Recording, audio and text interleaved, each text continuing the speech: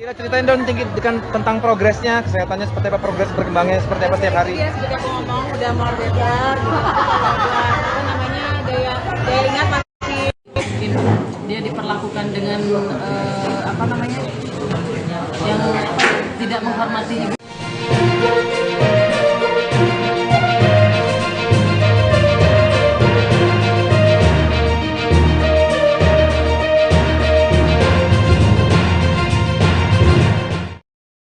Sore Tribuners, jumpa lagi bersama saya Mutiara dalam tayangan berita terkini artis di Tribun Lampung. Kami akan menyajikan informasi menarik dan terupdate seputar artis tanah air untuk Anda.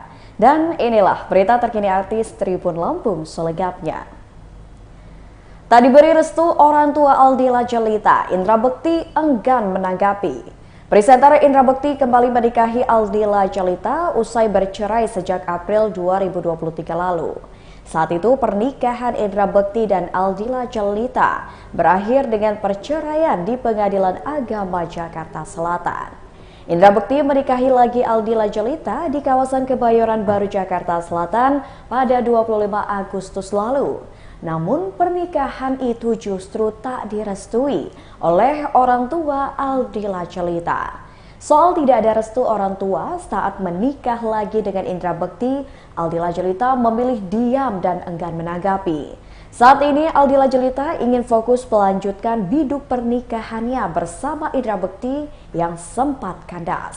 Menurut Aldila, menikah lagi dengan Indra Bekti untuk masa depan anak-anaknya. Seperti Aldila Djelita, Indra Bekti juga tidak mau menanggapi kabar tidak ada restu dari mertuanya itu. Masih terus alhamdulillah sih udah mulai better semuanya, tapi memang harus jaga istirahat, pikiran juga. Kira ceritain dong tentang progresnya, kesehatannya seperti apa, progres perkembangannya seperti apa setiap hari. Iya, seperti aku ngomong udah more better gitu. Kalau buat apa namanya daya ingat masih berjalan, mungkin harinya ngapain aja gitu. Tapi buat pekerjaan alhamdulillah Sudah bisa kerja. Iya dong. Iya. Terpancar ya. Iya, alhamdulillah bisa kami berdua. lanjutin aja.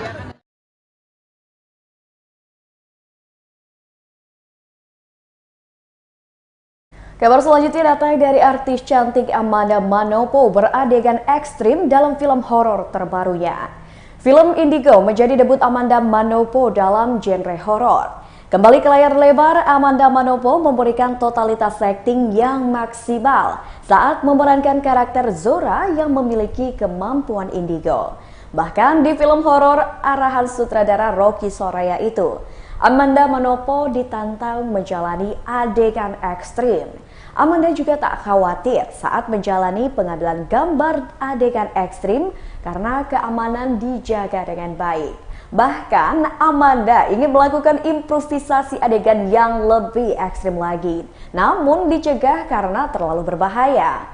Film Indigo sendiri berkisah tentang teror misterius yang dirasakan kakak beradik dengan kemampuan indera keenam mereka. Saya mau nanya sebelahnya di siapa? Anyway, ada lagi yang mau nanya? Silakan kakaknya boleh maju sedikit, mungkin supaya lebih mudah lagi untuk. Halo, saya. Gak apa-apa. Oke, Arul dari Film Indonesia. Pak Rocky, welcome back again. Saya sangat suka dengan, selalu suka dengan treatment pengambilan gambar dan lain sebagainya. Di sini ada nama Himalan dan tentunya menjadi bestinya Pak Rocky untuk Hitchmaker.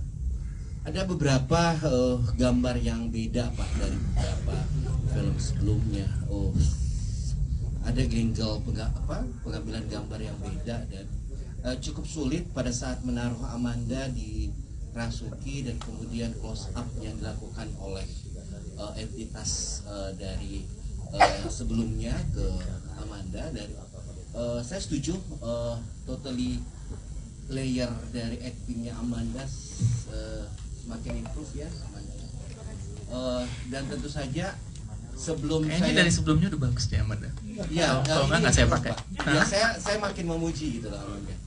Jadi tolong dibuktikan aja Pak untuk menambah bonusnya supaya Amanda bisa berbagi untuk teman-teman media gitu ya. Oke. Saya mau stressing point sebenarnya bukan ke Amandanya, karena kalau sudah bagus dan baik itu adalah milik Amanda. Nicole Rossi, saya takjub ya, terkesima dengan layer actingmu. Pak Rocky, kalau misalnya kita melihat Nicole Rossi di 5 menit pertama itu sangat konsisten sampai di menit ke-40, sampai pun dia tidur sebenarnya dia sudah berakting lagi gitu, dan dia tidak merubah instruksi yang Bapak berikan, karena aktor yang baik itu adalah aktor yang bisa ngikutin maunya sutradara, jadi tidak gagagan sendiri Aliando. Oke? Dan ini menjadi pelajaran acting yang baik untuk seorang Nicole ya, dan saya merekomendasi sih untuk Nicole untuk bisa menjadi, di sini dia pemeran utama atau pemeran pembantu ya Pak Rofi? Nicole Rossi. Iya, artinya saya melihat justru porsinya itu tidak begitu jauh dari Amanda gitu ya. Sebagai karena ini point of view-nya dari karakter Amanda, jadi betul, pasti scene-nya paling banyak ya. Betul. Jadi saya berhitung scene sebenarnya Pak. Kalau misalnya Bapak tanya balik ke saya hitung scene Pak. Saya kebetulan kritik film, jadi saya harus hitung scene. Jadi saya harus memang detail untuk persoalan itu. Saya ingin tahu Nicole, bagaimana sih kamu menerjemahkan skenario? Karena skenario itu yang membentuk layer dari acting kamu, Nicole. Karena kamu sama sekali tidak senyum, mukamu sendu banget, dan kemudian sadness berkepanjangan gitu ya sampai detik terakhir. Jadi kamu harus lihat siapa sih? Apakah kamu punya idola di bintang film yang lain, ataukah kamu cukup saya minta tolong kamu ceritain ke media. Kemudian saya tidak terlalu bertanya lagi untuk Aliando. Jadi Aliando sudah seperti itu. Jadi sudah sangat ganteng dan tampan ya. Thank you. Tulisnya seperti itu apa itu? Cuman ke Kakak Sarah aja. Kakak Sarah, kita ini kan akhirnya punya banyak pendatang ya ke persoalan entitas, kemudian metafisik dan yang lain. Dan kalau saya lihat di Indigo sih, menurut saya Pak Rocky belum ada sesuatu yang baru lagi ditampilkan oleh Sarah. Jadi masih dengan cerita beberapa tahun yang lalu sih Sarah. Jadi saya belum bisa melihat Indigo ini dari sisi menampilkan Sarah dengan sepasang yang bisa mengobati yang kerasukan dan sebagainya. Karena itu kan kalau kita lihat ke Hollywood itu kan sudah ditinggalkan ya. Jadi tidak dimunculkan lagi di tahun 2023. Kalau kita ada di tahun 2020 mungkin Sarah masih laku Pak Rocky, tapi persoalannya ini kan tahun 2023. Jadi jujur saya kurang ngerti juga mulai ngomong bersen. Iya. Saya cuman mau sedikit meminta pendapat dari Sarah sih. Bagaimana Sarah mendudukkan, karena beberapa media juga di sini kayaknya kurang paham apa yang terjadi ya. Iya. Oke, pertanyaannya aja langsung. Iya, oke. Pertanyaan saya cuma ke Sarah aja sih Pak. Thank you, makasih. Pertanyaannya apa? Ya kalau misalnya saya nggak laku kan itu rezeki di tangan Tuhan ya. Bener nggak? Saya nggak bertanya Iya. atau tidaknya Sarah. Iya, mau tanya apa? Pertanyaannya apa? Karena belum ada pertanyaan dari tadi. Nah, itu barusan ada kritikan. Sebenarnya kamu kan sudah pernah main nih di Iya. filmnya Hitchmaker. Iya. Yang saya mau tahu itu adalah Kabar selanjutnya datang dari Inara Rusli yang bantah diajak rujuk oleh Virgon. Pihak Inara Rusli bantah Virgon pernah mengajak untuk rujuk. Kuasa hukum Inara, Arjana, mengatakan hal itu hanya pernyataan dari keluarga Virgon yang belum diketahui kebenarannya. Secara lebih lanjut, Arjana mengatakan tak ada keinginan dari Inara untuk rujuk. Bahkan dengan tegas, Inara tetap kekeh pada gugatannya. Kini Inara fokus pada hak asuh anak yang tengah diperjuangkan di meja pengadilan. Dari kelanjutannya sih kita belum dapat apa-apa ya, tapi yang jelas itu bukan mainan. Bukan mainan. Kita belum ada ambil langkah untuk ke situ. Karena kan sebenarnya borgol itu kan borgol asli. Penguasaan warga sipil atas borgol itu atas dasar apa? Cuman kita nggak usah membahas ke situ, kita fokus dalam perkara ini, kita nggak mau membuka perkara lain lagi, tetap fokus pada ini untuk penyelesaian karena ini udah di akhir dalam menuju akhir-akhir persidangan, jadi kita fokus ke situ, kita membuka lagi permasalahan yang lain. Tapi yang jadi pertanyaan teman-teman kan, apakah borgol asli berlogo Polri bertuliskan Polri wajar apa enggak dimiliki oleh warga sipil? Itu borgolnya di mana sekarang, Bang? Borgolnya di kita karena itu kita gunakan juga dalam pembuktian perkara ini. Ya, kemudian bukti dan dikonfirmasi oleh saksi, baik saksi dari kita dan juga saksi dari tergugat. Ibunya Firgon bersaksi dalam pengadilan mengkonfirmasi bahwa benar borgol itu ada.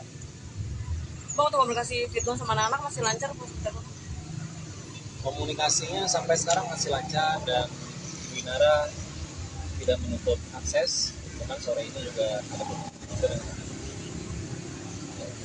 Oh, artinya setelah ini proses selanjutnya, apalagi Bang, setelah kemarin saksi ahli, terus sekarang pengecekan harta ganda gini, selanjutnya agendanya apa lagi nih Bang? Kesimpulan dari kita ya, Dan ada saksi lagi ya sama putusan setelah ahli ya, karena kan Rabu depan masih ahli. agendanya Rabu depan ahli, Rabu berikutnya adalah kesimpulan dari pihak penggugat maupun tergugat, agenda berikutnya lagi putusan. Jadi hanya 3 kali agenda lagi yang selesai. Bang, ada yang artikel juga mengatakan bahwa Firgon mau rujuk, itu benar Bang? Pernah meminta rujuk? Itu nggak tepat. Itu kan informasi ini kan beredar dari keluarga dari Firgon, tapi sampai tadi pun kami di rumah, klien kami mengkonfirmasi bahwa tidak ada upaya dari klien kami untuk melakukan rujuk, tetap konsisten pada gugatan ini sampai dengan kalau hasil dijadikan. Ya. Dan saya tambahkan juga terkait rujuk ini kan memang ini yang viral, tapi faktanya adalah belum ada rujuk atau apapun juga. Yang memang menjadi persoalan adalah terkait dengan hak asuh anak ini. Makanya terkait hal ini kita juga sudah hadirkan ahli psikolog anak dan pendidikan keluarga dengan harapan supaya majelis hakim bisa teryakinkan selain dari bukti-bukti yang lain. Oke. Terima kasih Bang. Apa yang disampaikan pembelahan hukumnya, lalu nanti kita tunggu karena ini setelah saksi ahli kesimpulan lalu masuklah ke putusan hakim. Iya. Kita jangan mendahulukan majelis. Tapi kalau Mbak Inaranya maunya gimana gitu Bang? Tetap pada tuntutan dari pihak ibu. Masalah yang perihal borgol yang berlambang Polri itu gimana Bang? Yang besi katanya ada lambang Polri. Kelanjutannya mungkin. Dari kelanjutannya sih kita belum dapat apa-apa ya. Tapi yang jelas itu bukan main. Bukan mainan. Kita belum ada ambil langkah untuk ke situ. Karena kan sebenarnya borgol ini kan borgol asli. Penguasaan warga sipil atas borgol itu atas dasar apa? Cuman kita nggak usah membahas ke situ, kita fokus dalam perkara ini, kita nggak mau membuka perkara lain lagi, tetap fokus pada ini untuk penyelesaian karena ini udah di akhir dalam menuju akhir-akhir persidangan, jadi kita fokus ke situ, kita membuka lagi permasalahan yang lain. Tapi yang jadi pertanyaan teman-teman kan, apakah borgol asli berlogo Polri bertuliskan Polri wajar apa enggak dimiliki oleh warga sipil? Itu borgolnya di mana sekarang, Bang? Borgolnya di kita karena itu kita gunakan juga dalam pembuktian perkara ini. Ya, kemudian bukti dan dikonfirmasi oleh saksi, baik saksi dari kita dan juga saksi dari tergugat. Ibunya Firgon bersaksi dalam pengadilan mengkonfirmasi bahwa benar borgol itu ada. Bang, untuk komunikasi Firgon sama anak masih lancar, Bang? Komunikasinya sampai sekarang masih lancar dan Ibu Inara tidak menutup akses. Bahkan sore ini juga ada pertemuan. Oh, artinya setelah Kabar selanjutnya datang dari Brisya Jody yang takut lagu galaunya akan jadi kenyataan. Penyanyi Brisya Jody baru saja merilis single terbarunya yang berjudul Kedua Kalinya. Setelah sempat merilis lagu cinta yang bahagia dan romantis, ia akhirnya kembali lagi dengan lagu cinta bernuansa galau. Kendati merasa lebih cocok menyanyikan lagu galau, Brisya Jody ternyata punya kekhawatiran sendiri. Bagai doa yang dikabulkan, Jody mengaku lagu-lagu galau yang ia nyanyikan justru menjadi kenyataan dalam hidupnya. Penyanyi 27 tahun ini sebenarnya percaya bahwa lagu-lagu galau yang dinyanyikan seorang penyanyi akan menjadi kenyataan dalam hidup sang penyanyi adalah mitos. Namun karena ia sempat merasakan sendiri kebenarannya, Jody mengaku sempat merasa takut. Karena pas rekaman itu memang, ini cerita lucu, jadi pas rekaman itu aku, salah deh, itu rekaman sama Fabio deh, salah. Kalau ini nggak ada hambatan. Aman ya? Sorry. Oke, nggak ada. Aman semua. Lancar. Lagunya menceritakan tentang apa sih? Menceritakan tentang udah disakitin tapi dikasih kesempatan lagi, kedua kalinya tapi disakitin lagi. Hal yang lumrah terjadi. Berarti pengalaman pribadi kan? Pernah mengalami itu, tapi kalau di lagu ini enggak sih. Jadi dari ceritanya orang, ceritanya teman gitu, terus dijadiin lagu. Kayaknya semua orang pernah ngalamin deh. Tapi kamu sendiri ikutan untuk syairnya juga nggak sih? Enggak sih, jadi semua terima itu terima jadi. Dan itu baru 2 lagu terakhir ini yang aku terima jadi. Biasanya aku selalu bikin sendiri, kalau enggak pasti kayak workshop bareng gitu. Kalau orang bilang kan katanya kalau kita nyanyi lagu sedih berarti nanti doanya doa sedih. Itu yang paling aku takutin sebenarnya, karena aku selama ini kan lagunya galau terus semua gitu kan, tapi tuh beneran terjadi seruntutan gitu loh. Jadi kayak beneran jadi seruntutan gitu, makanya aku istirahatkan dulu galaunya, aku ganti lagu yang bener-bener romantis, yang selamanya bersama, baru aku lagu galau lagi. Sebenarnya takut sih, makanya aku tuh mikir kalau misalnya mau rilis lagu galau lagi tuh lebih ke mikir kalau misalnya aku nyanyiin terus kayak bisa terjadi. Emang rasanya mitos, cuman karena aku adalah yang ngerasain, nah pasti ada rasa ketakutan. Tapi jadi kamu ngerasa lagu yang kamu bikin itu kamu lebih cocok nyanyi lagu galau, sedih, romantis atau yang happy sih?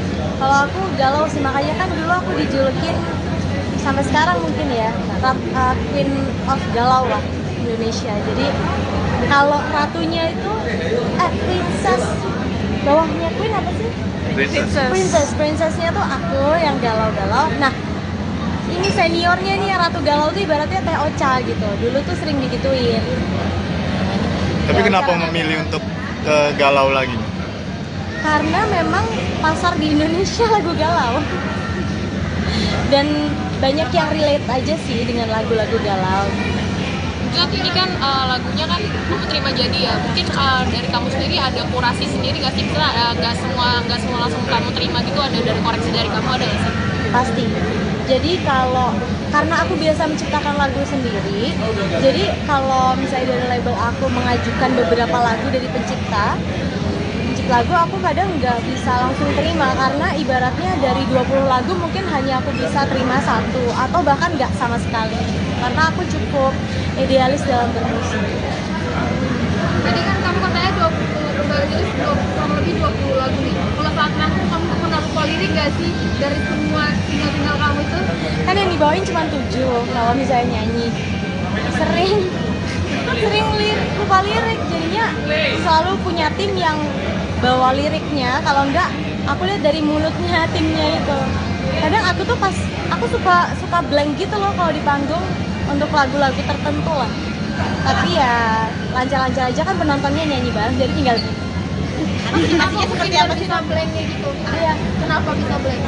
Karena masalah apa ya? Aku tuh sukanya orangnya moody. Jadi kadang kalau moodnya lagi nggak bagus banget tuh aku rasanya nggak bisa banget itu ngafalin lirik. Soalnya gini, kadang aku kan jarang nih, misalnya aku bawa dari 22 lagu aku bawa cuma 7. Dan ada juga lagu yang emang nggak sering aku bawain, jadinya itu yang bikin aku lupa. Tapi di request sama klien untuk menyanyikan lagu itu. Tapi untungnya ya semua fine-fine aja karena mereka request dan mereka nyanyi bareng. Jadi kayak aku pasti akan paling cuman lupa pun cuman paling bagian satu baris lah maksimal. Sisanya terus bisa keinget lagi. Jadi mungkin tadi kan bercerita tentang ini kamera wartawan yang viral itu nggak ada kan di sini. Jod, ini tadi kamu bercerita bahwa lagu ini kan perihal hubungan toksik ya, artinya ada sisi KDRT-nya segala Iya, macam. iya. Apalagi nih pemberitaan banyak banget ya untuk hubungan toksik kayak gitu. Lu sendiri pernah melihatnya seperti apa sih hubungan toksik itu sendiri? Kadang kan hubungan toksik itu malah bisa menjebak kita untuk lebih lama di dalam situ ya, karena banyak apa ya, mungkin pasangan kita toksik gitu ya, jadi bikin kita toksik juga, sehingga kita ngerasa kita toksik, lalu kita untuk keluar dari hubungan itu susah karena kita sama-sama toksik nih. Itu yang bikin susah. Padahal kalau kita berhasil keluar dari hubungan toksik, di luar itu sudah ada yang menunggu kita, udah ada yang mau memberikan cintanya kepada kita dengan tulus, dan kita tuh bakalan dirawat sama orang itu. Masalahnya ya, tapi keluar dari situ aja susah banget. Pernah mengalami nggak sih, Jon? Mungkin pernah mengalami seperti itu ya, sampai di mungkin berapa lama nih mengalami Apa ini? Hubungan toksik. terjebak dalam hubungan toksik? Terjebak dalam hubungan toksik pernah lah. Pasti pernah. Membuka luka lama dong.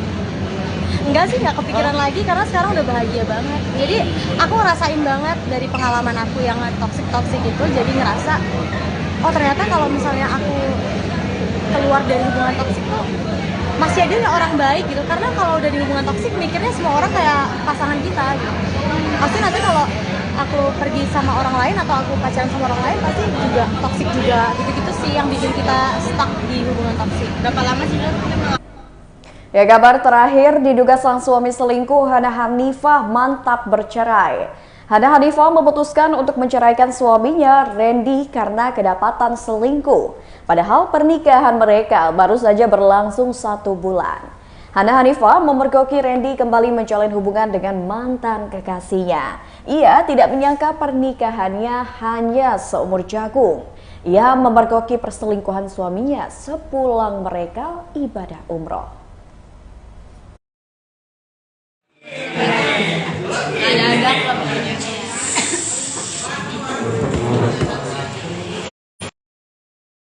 Ketahui itu bagaimana Mbak Hana? Dari cerita Kepergok sendiri atau kepergok. Jadi baru aku nggak ada, aku kan orangnya kan nggak curigaan kan, tapi pas aku gitu tuh kaget sih. coba minta penjelasan gitu nggak Mbak Hana? Nggak bisa menjelaskan. Terus dari Jawaban dia. Mas Randy bagaimana? Mengelak. Gimana? Ya alasan katanya ya aku nggak selingkuh gitu, namanya maling akan teriak maling. Itu kapan kepergoknya Mbak? Selesai aku udah umroh tanggal 4. Selain itu apakah ada lagi yang dikeluhkan Mas Randy-nya gitu Mbak Hana? Dari sikap atau bagaimana? Boleh diceritakan? Maaf Mbak, nggak kedengeran.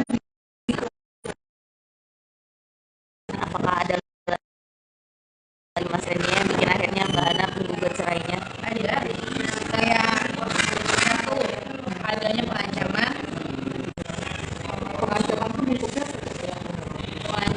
ya, intinya dia ingin menjatuhkan aku aja, makanya kan dia di sosmed seolah-olah mau bikin satu seolah aku yang salah kan, seolah aku yang selingkuh. Mbak, tapi kamu tahu sosok perempuan selingkuhannya dia? Ya. Kenal sama Aku nggak kenal sama dia, tapi pas aku tahu dia cerita dulu langsung aku telepon, aku langsung tanya. berarti ada juga pernyataan dari yang selingkuhannya ya Mbak?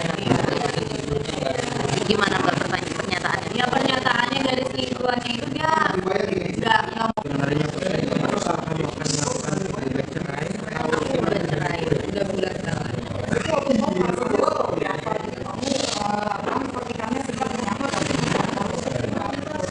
Nggak ada, aku nggak nyangka sih pernikahan aku sesingkat ini, karena dari awal juga kan pengennya melakukan ibadah ya, ibadah menikah kan ada ibadah kan, ibadah seumur hidup lah. Aku juga nggak pengen nantinya, aku juga nggak pengen cerai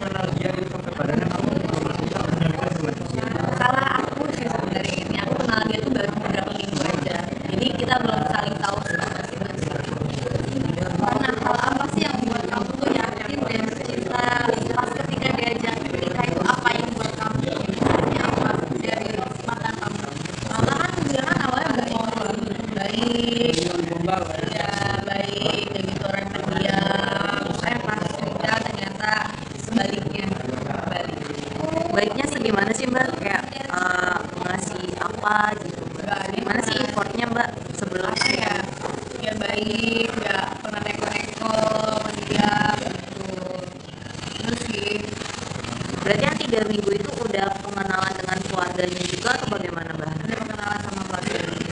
Menurut Mbak Hana, keluarga latar belakang dia bagaimana Mbak? Baik, keluarganya juga baik. Sampai sekarang sih masih baik-baik aja, nggak bisa gimana sama keluarganya. Terus kalau menikah mendapatkan materi batin? Materi batin, hah? Pernikahan kamu berapa? Pernikahan aku berapa lama? Oh ya, 1 bulan. Itu bagi mau jawab kali tadi. Kalau alasan sayangnya bisa yang di pengadilannya. Ya kalau alasan cerainya itu kan kalau tadi merajut apa namanya alasan-alasan Hana kan sebenarnya pada intinya Hana ini sudah merasa tidak nyaman dan menjalani hubungan dengan si Randi ini karena dia ada dampak di psikisnya, dia tertekan dan akhirnya dia sudah bulat lah, akhirnya dia mengajukan gugatan cerai ini karena memang banyak banget dampaknya dari mungkin dia diperlakukan dengan apa namanya yang Baiklah Tribuners, itulah tayangan berita terkini artis bersama saya Mutiara. Nantikan tayangan terupdate lainnya hanya di YouTube Tribun Lampung News Video. Saya Mutiara pamit undur diri, selamat sore dan sampai jumpa.